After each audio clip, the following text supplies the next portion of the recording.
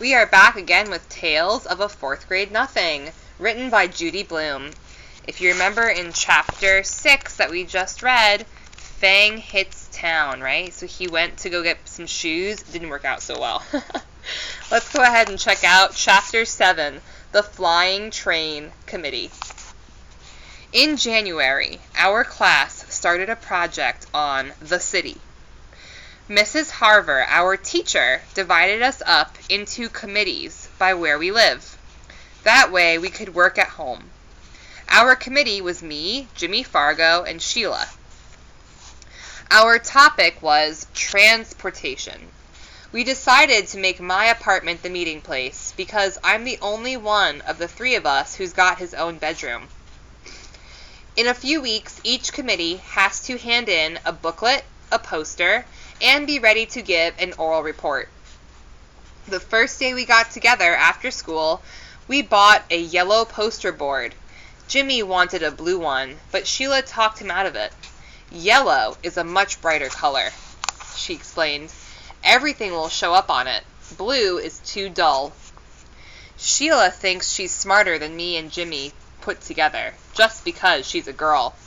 So right away, she told us she would be in charge of the booklet, and me and Jimmy could do most of the poster, as long as we check with her first to make sure she likes our ideas. We agreed since Sheila promised to do 10 pages of written work, and we would only do 5. After we bought the yellow poster board, we went to the library. We took out 7 books on transportation. We wanted to learn all we could about speed, traffic congestion, and pollution. We arranged to meet on Tuesday and Thursday afternoons for the next 2 weeks. Our first few committee meetings turned out like this. We got to my place by 3:30, had a snack, then played with Dribble for another half hour. Sheila gave up on cooties when Fudge lost his front teeth. But it still isn't much fun to have her hanging around. She's always complaining that she got stuck with the worst possible committee, and that me and Jimmy fool more than we work. We only put up with her because we have no choice. Sheila and Jimmy have to be home for supper before 5:30, so at 5 o'clock we start cleaning up. We keep our equipment under my bed in a shoebox. We have a set of magic markers, Elmer's glue, Scotch tape, and a really sharp pair of scissors, and a container of silver sparkle. Sheila carries our committee booklet back and forth with her. She doesn't trust us enough to leave it at my house. The poster board fits under my bed, along with our supplies. We stack the library books on my desk. The reason I make sure we clean up good is that my mother told me if I left a mess, we'd have to find someplace else to work. By our third meeting, I told Jimmy and Sheila that I'd figured out the solution to New York City's traffic problems. We have to get rid of the traffic, I said. There shouldn't be any cars or buses or taxis allowed in the city. What we really need is a city-wide monorail system. That's too expensive, Sheila said. It sounds good, but it's not practical. I disagree, I told Sheila. It's very practical. Besides getting rid of traffic, it'll get rid of air pollution, and it'll get people where they're going a lot faster. But it's not practical, Peter, Sheila said again. It costs too much. I opened one of my books on transportation and read Sheila a quote. A monorail system is the hope of the future. I cleared my throat and looked up. But we can't write a report just about the monorail, Sheila said. We'll never be able to fill 20 written pages with that. We can write big, Jimmy suggested. No, Sheila said. I want a good mark on this project, Peter. You can write your 5 pages about the monorail system and how it works. Jimmy, you can write your 5 pages about pollution caused by transportation. And I'll write my 10 pages on the history of transportation in the city. Sheila folded her arms and smiled. Can I write big? Jimmy asked. I don't care how big you write, as long as you put your name on your 5 pages, Sheila told him. That's not fair, Jimmy said. This is supposed to be a group project. Why should I have to put my name on my 5 pages? Then don't write big, Sheila shouted. Okay. I'll write so small, Mrs. Haver will need a microscope to see the letters. Very funny, Sheila said.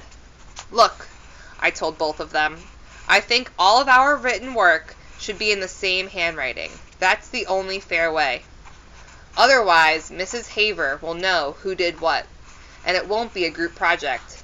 Say, that's a good idea, Jimmy said. Which one of us has the best handwriting? Me and Jimmy looked at Sheila. Well, I do have a nice even script, Sheila said.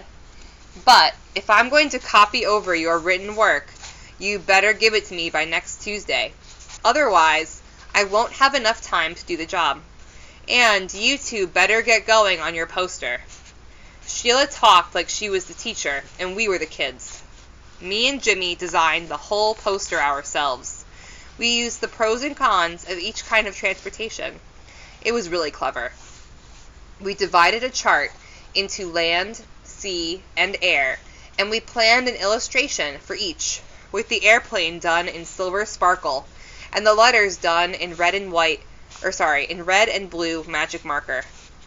We got halfway through the lettering that day. We also sketched a ship, the plane, and the truck. When Sheila saw it, she asked, "Is that supposed to be a train?" "No," I told her. "It's a truck." "It doesn't look like one," she said. "It will," Jimmy told her, "when it's finished." "I hope so," Sheila said, "because right now it looks like a flying train." "That's because the ground's not under it yet," Jimmy said. "Yeah," I agreed. "See, we've got to make it look like it's on a street. Right now, it does kind of look like it's up in space." "So does the ship," Sheila said. "We'll put some water lines around it," I told her. "And some clouds around the plane," Sheila said. "Listen," Jimmy hollered. "Did anybody ever tell you you're too bossy? This poster is ours. You do the booklet, remember? That's the way you wanted it." "See? There you go again," Sheila said. "You keep forgetting this is a committee. We're supposed to work together." "Working together doesn't mean you give the orders and we carry them out," Jimmy said. My feelings exactly, I thought. Sheila didn't answer Jimmy. She picked up her things, got her coat, and left. "I hope she never comes back," Jimmy said. "She'll be back," I told him. "We're her committee." Jimmy laughed. "Yeah, we're all one happy committee." I put our poster under the bed, said goodbye to Jimmy, then washed up for supper. My mother was being pretty nice about our committee meetings. She arranged to have Fudge play at Ralph's apartment on Tuesdays, and at Jenny's on Thursdays. Sam has the chicken pox, so he can't play at all.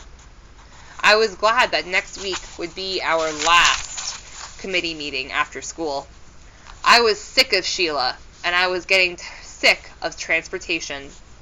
Besides, now that I knew a monorail system was the only way to save our city, I was getting upset that the mayor and all the other guys that run things at City Hall weren't doing anything about installing one. If I know that's the best method of city transportation, how come they don't know it? The next day, when I came home from school, I went into my bedroom to see Dribble like I always do. Fudge was in there, sitting on my bed. "Why are you in my room?" I asked him. He smiled. "You know you're not supposed to be in here. This is my room." "Want to see?" Fudge said. "See what?" "Want to see?" "What? What are you talking about?"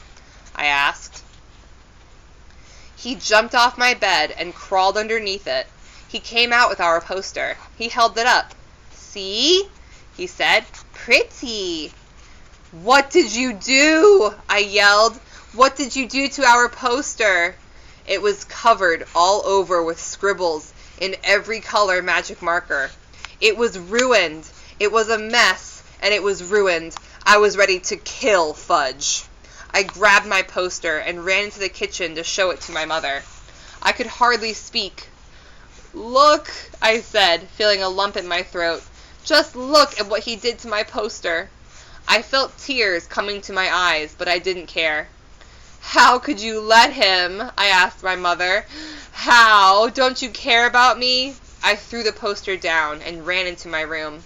I slammed the door, took off my shoe, flung it at the wall. It made a black mark where it hit. Well, so what? Soon I heard my mother hollering, and then Fudge crying. After a while, my mother knocked on my bedroom door and called, "Peter, may I come in?" I didn't answer.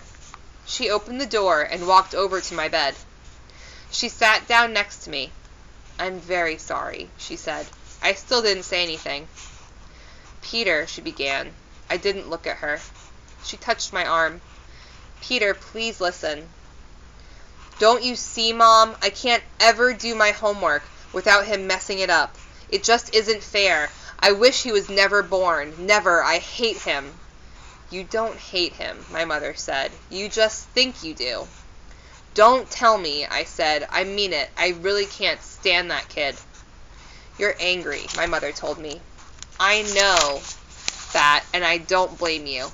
Fudge had no right to touch your poster. I spanked him." "You did?" I asked. "Fudge never gets spanked. My parents don't believe in spanking." "You really spanked him?" I asked again. "Yes," my mother said. "Hard?" I asked. "On his backside," she told me. I thought that over. "Peter," my mother put her arm around me. "I'll buy you a new poster board tomorrow. It was really my fault. I should never have let him into your room." "That's why I need a lock on my door," I said. "I don't like locks on doors. We're a family. We don't have to lock each other out." "If I had a lock, Fudge wouldn't have gotten my poster." "It won't happen again," my mother promised. I wanted to believe her, but really I didn't. Unless she tied him up, I knew my brother would get into my room again. The next day, while I was at school, my mother bought a new yellow poster board. The hard part was explaining to Jimmy that we had to do it all over again.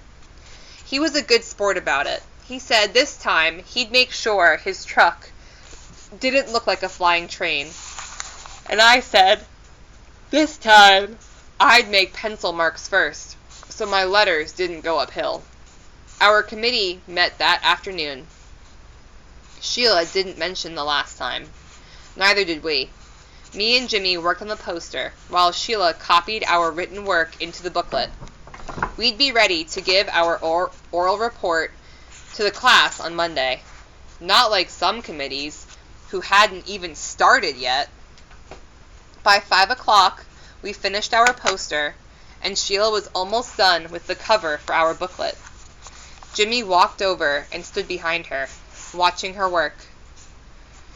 "Wait a minute," he yelled. "What do you think you're doing, Sheila?"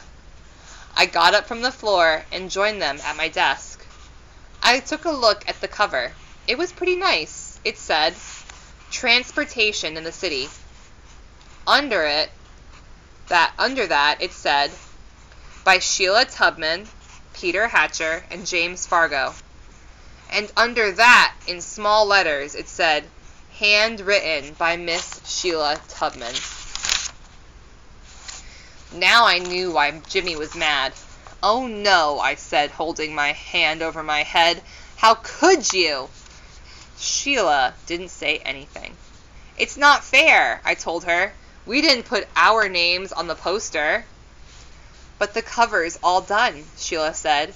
"Can't you see that? I'll never get the letters so straight again. It looks perfect." "Oh no," Jimmy shouted. "We're not handing the booklet in like that.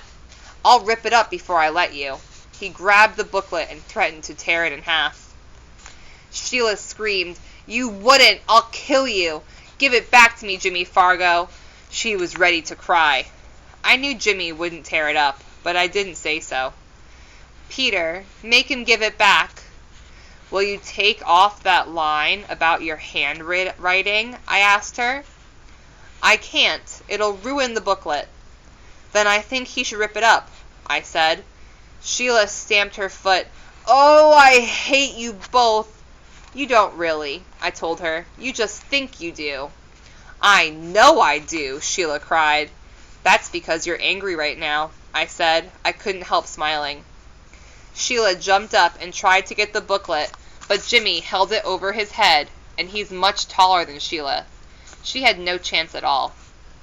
Finally, she sat down and whispered, I give up. You win. I'll take my name off.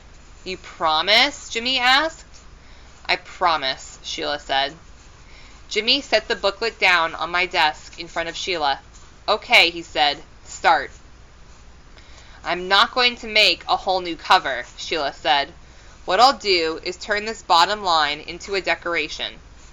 She picked up a magic marker and made little flowers out of the words. Soon, handwritten by Miss Sheila Tubman, turned into 16 small flowers. There, Sheila said. It's done. It looks pretty good, I told her. It would have looked better without those flowers, Jimmy said, but at least it's fair now. That night, I showed my mother and father our new poster. They thought it was great, especially our silver sparkle airplane. My mother put the poster on top of the refrigerator, so it would be safe until the next day when I would take it to school. Now I had nothing to worry about. Sheila had the booklet, the poster was safe, and our committee was finished before schedule. I went into my room to relax. Fudge was sitting on the floor near my bed. My shoebox of supplies was in front of him.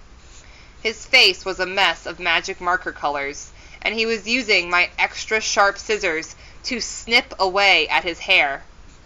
And the hair he snipped was dropping into Dribble's bowl, which he had in front of him on the floor. See, he said. See, Fudge? Fudgy's a barber. That night, I found out hair doesn't hurt my turtle.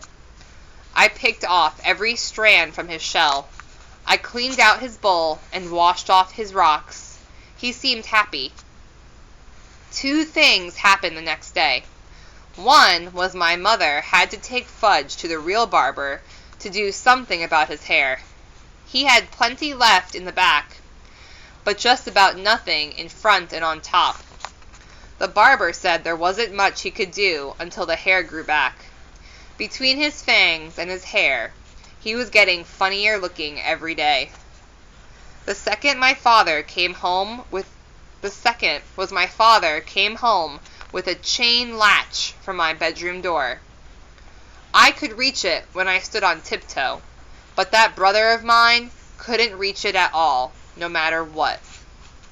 Our committee was the first to give its reports. Mrs. Haver said we did a super job. She liked our poster a lot.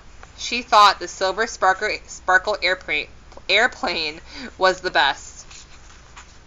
The only thing she asked us was how come we included a picture of a flying train. That's silly. Oh my gosh. Have you ever cut your own hair and given yourself a really bad haircut? I know I have. It was really silly. Alright, friends. See you next time for Chapter 8, The TV Star.